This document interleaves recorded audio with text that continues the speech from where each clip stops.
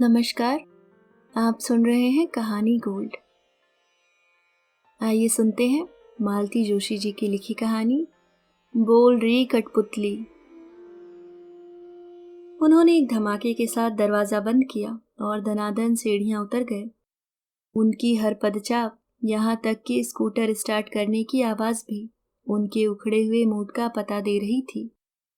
बात मूड उखड़ने की ही थी। बेचारे हवा में उड़ते हुए घर में दाखिल हुए थे। सोचा होगा प्रमोशन की खबर सुनते ही पत्नी खिल उठेगी। महीनों से जिस ऑर्डर की प्रतीक्षा थी, उस ऑर्डर की कॉपी हाथ में लेकर उसे चूम लेगी। हर्ष विहल होकर बच्चों को यह खुशखबरी सुनाएगी। भागकर पड़ोस में भी यह समाचार दे आएगी। उल्लासित होकर अपने हनुमान लला के लिए 5.25 किलो लड्डुओं का ऑर्डर देगी। पर पत्नी की प्रतीक्षा इतनी ठंडी, उदास और बेजान रही कि कोई भी आहत हो जाता। पर आभा भी क्या करे, खुशी तो उसे भी कम नहीं थी। पर प्रमोशन के साथ यह ट्रांसफर का पुछल्ला भी साथ लगा आ गया और उसका दिल बैठ गया। और फिर अनायास ही उसके मुंह से निकल गया, अब मेरे स्कूल का क्या होगा। अमित कुछ क्षण तो उसे हतप्रभ से देखते रह गए, फिर एकाएक पलटकर बाहर निकल गए।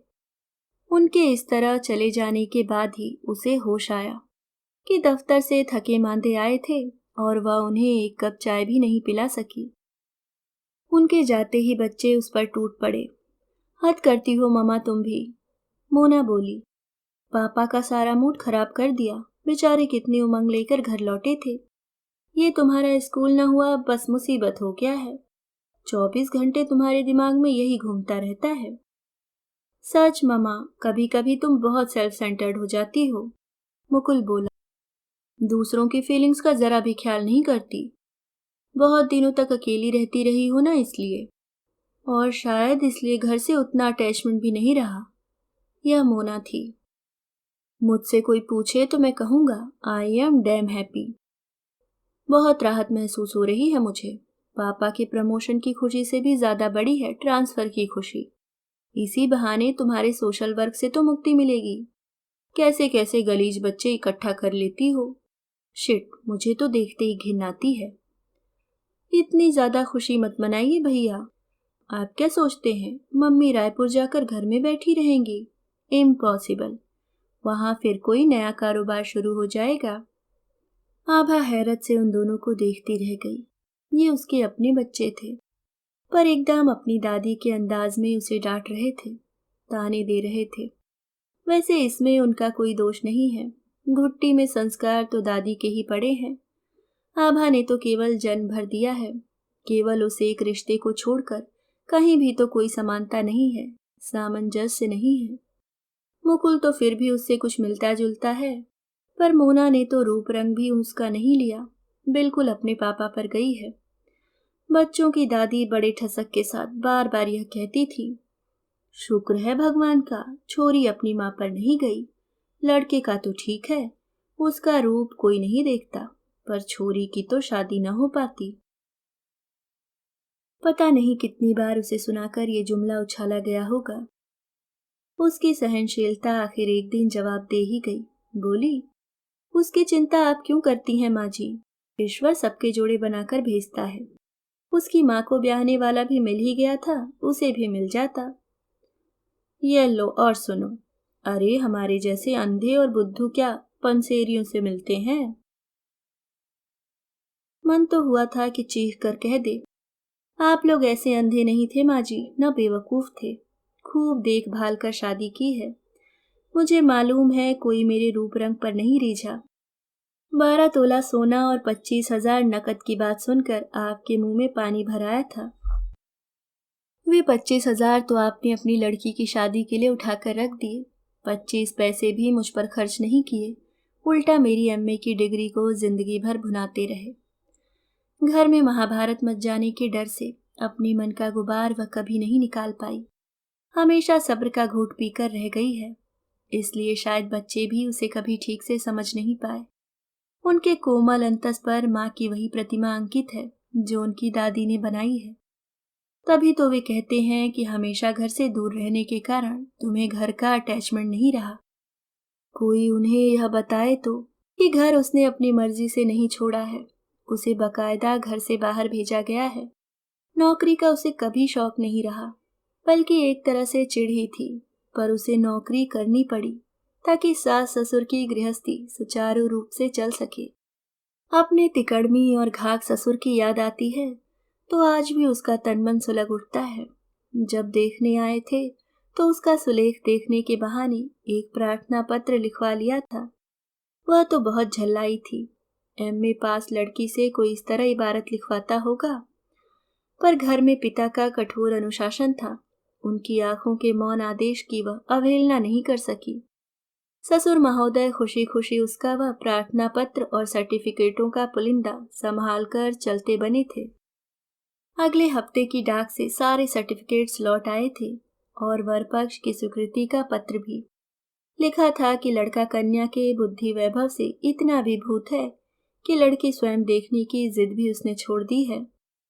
इस सुसंवाद में आगामी षड्यंत्र की जरा भी बू होती तो वह इससे इनकार कर देती, भले ही उसे अपने पिता की नाराजगी का शिकार होना पड़ता। पर पता तो उसे तब चला जब वह अपनी दहलीज छोड़ चुकी थी। उसके हाथों की मेहंदी अभी उतरी भी नहीं थी कि उसके हाथों में नौकरी का नियुक्ति पत्र थमा दिया गया। ससुर जी बड़ी शेखी बघार रहे थे कि शिक्षा मंत्री के सचिव की दोस्ती बड़ी काम आई है। एक ही फोन में काम बन गया। सचिव की दोस्ती शायद नौकरी दिलवाने तक ही सीमित थी, क्योंकि नियुक्ति हुई थी पास के कस्बे के एक हायर सेकेंडरी स्कूल में। कस्बा क्या, वज्र देहात था। किसी प्रभावशाली स्थानीय नेता के सौजन्य से वहां स्कूल खुल गया। हनीमून को ताक पर रखकर फौरन वहां ज्वाइन करना पड़ा। पति की सारी छुट्टी उसके लिए घर ढूंढने में, उसे ठीक से सेटल करने में बीत गई। ससुर बोले, अभी ज्वाइन कर लो, आगे पीछे ट्रांसफर करवा लेंगे। लेकिन ट्रांसफर का मुहूर्त बड़ी देर में निकला। इस बीच उसके 2 बच्चे हो गए, ननद की शादी हो गई, ससुर परलोक सिधार गए। तब कहीं वह अपनों के बीच आकर रह सकी। सास को लकवा न मारा होता तो शायद अब भी कोई इस विषय में पहल न करता। मां पर जी भरकर भुनभुनाने के बाद बच्चे अपनी राह चले गए। शाम के समय घर में बैठे रहना उनके लिए संभव था। मुकुल तो खैर लड़का था, पर मोना एक दिन के लिए भी अपनी बैडमिंटन छोड़ नहीं सकती थी। दोनों में से किसी को भी यह ख्याल नहीं आया कि मम्मी घर में अकेली हैं। आज की यह शाम उन पर भारी पड़ सकती है। उन्हें अगर सहानुभूति भी थी तो अपने पापा के साथ। इस घर में कोई उसे समझने की कोशिश नहीं करता, उसके अपने बच्चे भी नहीं। वह किस किस को दोष दे। 10 साल पुराना इसी से मिलता जुलता एक प्रसंग याद आ गया। बच्चे तो उस समय छोटे थे, पर घर में सास थी, देवर थे, पास पड़ोसी थे, सबने उसे कोसा। तब भी उसकी सहानुभूति अमित के ही साथ थी। उस दिन रोहित का, उसके छोटे देवर का रिजल्ट आया था।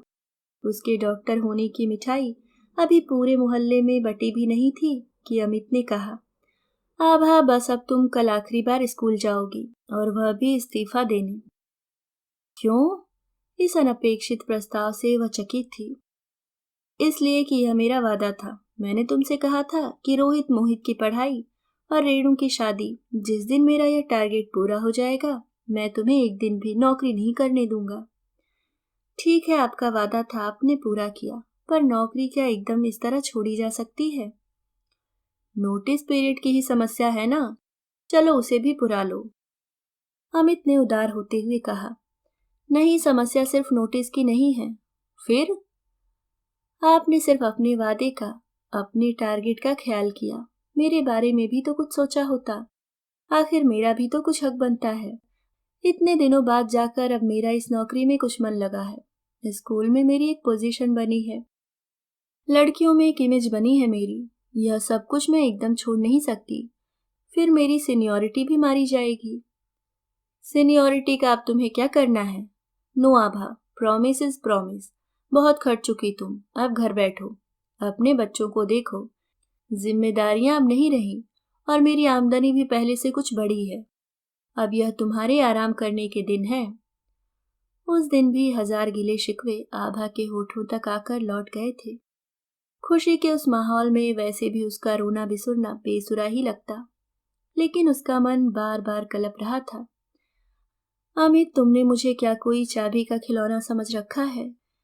कोई मोम की गुड़िया हूं मैं? क्या मेरी कोई आशा, कोई आकांक्षा नहीं है? आज तुम्हारा वादा, तुम्हारा प्रॉमिस तुम्हारे लिए अहम हो उठा है। उस समय अपने कर्तव्य, अपने उत्तरदायित्व तुम्हारे लिए सर्वोपरि थे। तुम्हें उस नवेली दुल्हन का जरा भी ख्याल न आया जो पता नहीं कितने अरमान सजोए तुम्हारे घर में आई थी। और शादी का पहला उपहार उसे क्या मिला? नौकरी। तुम्हारे भाई पढ़ने वाले थे, बहन ब्याहने को थी, इसलिए तुमने मेरी गृहस्थी का सुख छीन लिया।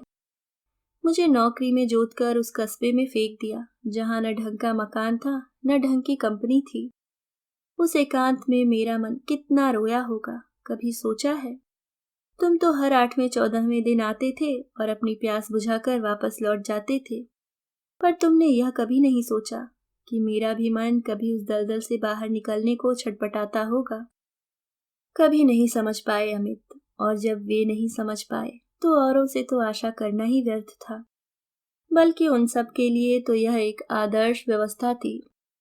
ससुर खुश थे कि हर महीने 500 उनकी अंटी में मुफ्त का चला आ रहा है। पहली तारीख के आसपास वे बहू की खैरियत पूछने के बहाने चक्कर लगाते, राशन पानी दे जाते और पूरी तनख्वाह झटक कर ले जाते। मुश्किल से हाथ खर्च के लिए कुछ छोड़ जाते। बहू का भी किसी बात के लिए मन करता होगा, यह उन्हें ख्याल ही नहीं था। वक्त काटने की गरज से आभा 1-2 ट्यूशन करने लगी थी, तब से जेब खर्च भी उसे मुश्किल से नसीब होता था। उसकी सास खुश थी कि बेटे की शादी के बाद भी घर पर उनका एक छत्र शासन कायम है। यूं कहने को वह बिसूरती रहती, अरे बहू का सुख हमें क्या मिला, हमें तो अब भी 30 दिन चूल्हे में सिर देना है। मीम साहब तो तीज त्योहार पर पाहुन की तरह आती हैं, और जब आभा आती तो वे एकदम आराम के मूड में आ जाती। बेचारी आभा दिन रात रसोई में खटती रहती। घूमने का या पिक्चर देखने का भी समय नहीं मिलता, और पिक्चर अकेले देखना तो संभव ही नहीं था। पूरा लाव लश्कर साथ ले जाना पड़ता, नहीं तो सबके मुंह फूल जाते। उसके बाहर रहने से देवर ननद भी खुश थे। भैया की शादी के बाद उनकी स्वतंत्रता में कोई कमी नहीं आई थी। न उन्हें स्थान या समय की कोई कमी हो रही थी। ननद तो कुछ ज्यादा ही प्रसन्न थी। वह बड़े मजे से आभा की भारी भारी साड़ियां लथेड़ रही थी। आभा जब भी घर आती उसे अपना सब कुछ उलट पुलट मिलता, पर अलमारी या बक्से का ताला लगाने का नाम लेते ही अमित कानों पर हाथ रख लेते। किसी तरह वह अपने को एडजस्ट कर रही थी कि ट्रेनिंग का ऑर्डर आ पहुंचा। पिछली बार वह अपनी गर्भावस्था के कारण छुट्टी पा गई थी, पर सरकारी आदेश को बार बार तो नकारा नहीं जा सकता। 2 साल की मोना को माँ के पास और 4 साल के मुकुल को सास के पास रखकर जाते हुए उसका मन छलनी हो गया था। उसके बाद तो मुकुल जैसे दादी का ही होकर रह गया था। उसे अंग्रेजी स्कूल में दाखिला मिल गया था। 2 साल बाद मोना को भी बुला लिया गया। बेचारी लड़की गांव में बर्बाद हो जाएगी। आभा फिर अकेली पड़ गई। जिस समय उसके बच्चों को उसकी जरूरत थी, वह दूसरे बच्चों में सिर खपाती रही। जब उसका अपने शहर में तबादला हुआ, तब तक बच्चे उसकी पहुंच से बाहर हो गए थे। वे खाट पर निसहाय पड़ी दादी के आसपास ही मंडराते रहते। माँ की निरंतर उपस्थिति के अभ्यस्त होने में उन्हें कुछ समय लगा, फिर भी एक भावनात्मक दूरी बनी ही रही। तब आभा ने स्कूल में मन लगाया। गांव के मुकाबले यह स्कूल एकदम अलग था। हर दिन आभा के लिए एक नई चुनौती बनकर आता, पर उसे स्वीकार करने में उसे मजा आने लगा। अपनी सोई हुई आत्मचेतना को उसने झकझोर कर जगाया, अपने संचित ज्ञान की गठरी की धूल साफ की और एक नए आत्मविश्वास के साथ मैदान में उतर पड़ी। और अब जबकि वह लोकप्रियता का शिखर छू रही थी, अमित कहते हैं नौकरी छोड़ दो। यह अन्याय नहीं तो क्या है? लेकिन अमित ने यह अन्याय किया और डंके की चोट पर किया। इसके लिए खूब वाहवाही भी लूटी। सब कहते, वाह, इसे कहते हैं बात का धनी। भाई पढ़ लिए तो फिर एक दिन भी बीवी को नौकरी पर नहीं जाने दिया। नहीं तो भला लगी लगाई नौकरी कोई छुड़वाता है, और वह भी सरकारी। और तो और स्कूल में भी सबने उसे बधाई दी थी। आर्थिक मजबूरियों के तहत नौकरी करने वाली उन महिलाओं ने उसके संवेदनशील पति को सराहा था, उसकी ईमानदारी की दाद दी थी। पहले उन्हें आभा के इतनी जल्दी पॉपुलर हो जाने पर रश्क होता था, अब उसके घर पर आराम से बैठने की कल्पना से ईर्ष्या हो रही थी। यह तो वही जानती है कि इस्तीफा देते हुए उसे कितनी पीड़ा हुई थी। उसके बाद महीनों वह गुमसुम बनी रही। अपने काम से, अपनी छात्राओं से उसे मोह सा हो गया था। वे लोग भी उसे चाहने लगी थीं। कई दिनों तक सबकी सब झुंड बनाकर उससे मिलने आती रहीं। उसके सामने बैठकर बिसुरती रहीं। नई टीचर की शिकायत करती रहीं। कुछ दिनों बाद उनका वह जोश खत्म हो गया, पर पत्र बराबर आते रहे। प्यारे प्यारे कविता से, शायरी से भरे पत्र, जिनके हर शब्द से उन किशोरियों का अकृत्रिम स्नेह छलकता था। आभा उन पत्रों को बार बार पढ़ती और पुलकित होती, फिर किसी गुप्त धन की तरह सहेज कर रख देती। घर में और किसी को उनमें दिलचस्पी नहीं थी, उल्टे वह सब मजाक ही बनाते थे। धीरे धीरे वे पत्र भी बंद हो गए। इस उम्र का जोश बस थोड़े ही दिनों का होता है, और तब आभा एक निचाट खालीपन से भर उठी। उसे लगा कि उसके भीतर कुछ है जो पड़े पड़े जंग खा रहा है। सास जब तक रही तब तक उनकी सेवा टहल में समय कट जाता था, पर उनकी मृत्यु के बाद तो जैसे करने को कुछ रहा ही नहीं। खाली समय उसे काटने को दौड़ने लगा। मन बहलाने के लिए उसने यूं ही मेहरी की बेटी कुसुमा को जबरदस्ती पढ़ाना शुरू कर दिया। तब केवल समय काटने की बात मन में थी, पर कब उसके विद्यार्थी 1 से 4 और 4 से 40 हो गए, उसे पता ही नहीं चला।